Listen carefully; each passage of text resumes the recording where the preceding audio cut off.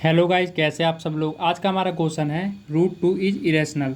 हमें root two को क्या करना है, इरेशनल नंबर प्रूव करना है। तो इसके लिए हम क्या करेंगे, सबसे पहले इसे रैशनल मानेंगे। तो मैं लिख देता हूँ लेट अस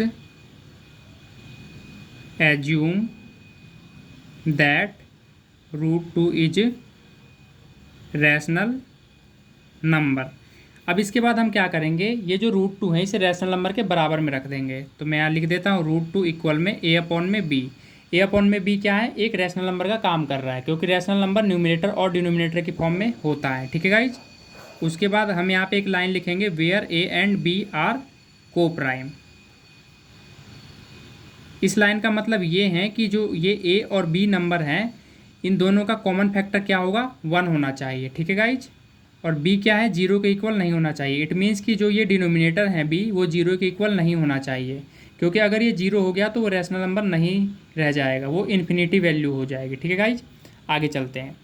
अब हम यहाँ पे क्या करेंगे, ये जो बी आप देख सकते हैं, बी को मैं इधर लेफ्ट में ले जाऊँगा, यहाँ डिवाइड में, तो यहाँ जा क्या हो जाएगा, ये मल्टीप्लाई में हो जाएगा। ठीक है गाइज। तो ये आ गया हमारे पास। अब हम क्या करेंगे, इसका स्क्वायरिंग बोथ साइड करेंगे। तो मैं यहाँ पे कर देता हूँ squaring both sides we get. Squaring both side करने पे हमें क्या मिलेगा, हम यहाँ पे देख सकते हैं। जब मैं इसका और इसका स्क्वायर करूँगा, मैं यहाँ पे करके आपको दिखा देता हूँ, तो ए का तो स्क्वायर ए स्क्वायर हो जाएगा। जब इसका स्क्वायर करेंगे तो क्या होगा, ये स्क्वायर से रूट कैंसिल हो जाएगा, तो हमारे पास 2 बचेगा। अब ये बी का स्क्वायर करेंगे तो यहाँ पे बी स्क्वायर हो जाएगा। तो हमारी वैल्यू क्या आ गई, हमारी वैल्यू ये आ गई। अब आप यहाँ पे देख सकते हैं कि ये जो 2 इधर मल्टीप्लाई में है, अगर मैं इसे राइट में ले जाऊँ तो ये क्या करेगा, ए स्क्वायर को डिवाइड करेगा। तो मैं यहाँ पे एक सेंटेंस लिख सकता हूँ कि 2 डिवाइड्स ए स्क्वायर। अगर 2 ए स्क्वायर को डिवाइड करेगा तो इट मीन्स 2 ए को भी डिवाइड करेगा। तो मैं ये लिख देता हूँ 2 डिवाइड ए। ठीक है गाइज, यहाँ तक आपको समझ आ गया। अब आगे चलते हैं, इसको हम फर्स्ट इक्वेशन मान लेंगे। अब आगे हम क्या करेंगे, ए की जगह पे हम 2c पुट कर देंगे, और c यहाँ पे क्या है, c is an integer. c को हमने क्या माना है, एक इंटीजर मान लिया है। ठीक है गाइज। तो मैं यहाँ पे पुट कर देता हूँ, यहाँ हो जाएगा ये 2b का स्क्वायर, और a की जगह पे हमें क्या रखना है, 2c। तो मैंने यहाँ पे रख दिया। ठीक है गाइज। अब आगे चलते हैं। 2b का स्क्वायर 2c का स्क्वायर करेंगे तो क्या हो जाएगा, 2 का स्क्वायर होता है 4, c का स्क्वायर हो जाएगा। ठीक है गाइज। अब आप यहाँ पे देख सकते हैं कि जो 4 हैं 2 से क्या हो जाएगा, कैंसिल हो जाएगा। तो मैं यहाँ पे कैंसिल कर देता हूँ 2 टाइम्स पे। तो हमारे पास वैल्यू क्या आ गई, B square equal 2c square. अब आप यहाँ पे देख सकते हैं कि ये जो 2 हैं, अगर मैं इसे लेफ्ट में ले जाऊँ तो ये क्या करेगा, बी स्क्वायर को डिवाइड करेगा। ठीक है गाइज। तो मैं यहाँ पे एक सेंटेंस लिख सकता हूँ कि 2 divides B square, 2 divides B. अब आप यहाँ पे देख सकते हैं कि अगर 2 बी स्क्वायर को डिवाइड करेगा तो 2 बी को भी डिवाइड कर सकता है। ठीक है गाइज।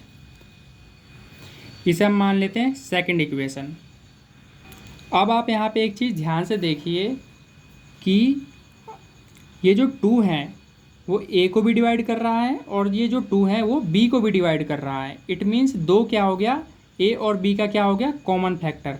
बट हमने यहाँ पे क्या माना था कि a और b क्या है, एक को प्राइम है जिसका केवल फैक्टर 1 ही होना चाहिए। बट यहाँ पे फैक्टर क्या निकल रहा है, 2 निकल रहा है। तो यहाँ पे क्या है, कॉन्ट्राडिक्शन है। अब आगे क्या करना है वो आपको मैं बताता हूँ। सबसे पहले हम यहाँ पे लिख देते हैं कि 2 is common factor a and b। यहाँ पे ऑफ लिख दीजिएगा। ठीक है। इसका क्या मतलब हुआ कि जो 2 हैं वो a और b का क्या है, कॉमन फैक्टर है। तो यहाँ पे हमारा कॉन्ट्राडिक्शन आ रहा है। इसके लिए मैं यहाँ पे एक लाइन लिख देता हूँ, मैं यहाँ पे लिख देता हूँ। इसके बाद आपको ये स्टेप करना है, this contradiction has arisen because of our incorrect assumptions। इसका क्या मतलब हुआ, ये कॉन्ट्राडिक्शन इसलिए आ रहा है, मैंने आपको बता दिया। वो कॉन्ट्राडिक्शन इसलिए आ रहा है क्योंकि यहाँ पे 2 क्या है, ए और बी का कॉमन फैक्टर है, बट यहाँ पे हमने माना था कि ए और बी का कॉमन फैक्टर 1 आना चाहिए। ठीक है गाइज, इसलिए ये कॉन्ट्राडिक्शन आ रहा है। तो अभी तक हमने जो भी एज्यूम किया है, हमने क्या एज्यूम किया था, हमने ये एज्यूम किया था कि √2 क्या है, एक रैशनल नंबर है। ये कॉन्ट्राडिक्शन इसलिए आया है क्योंकि हमने यहाँ पे गलत एज्यूम कर लिया कि √2 क्या है, एक रैशनल नंबर है, इसलिए कॉन्ट्राडिक्शन आ रहा है। अब हम यहाँ पे लास्ट में क्या लिख देंगे, हैंस √2 इज इरेशनल।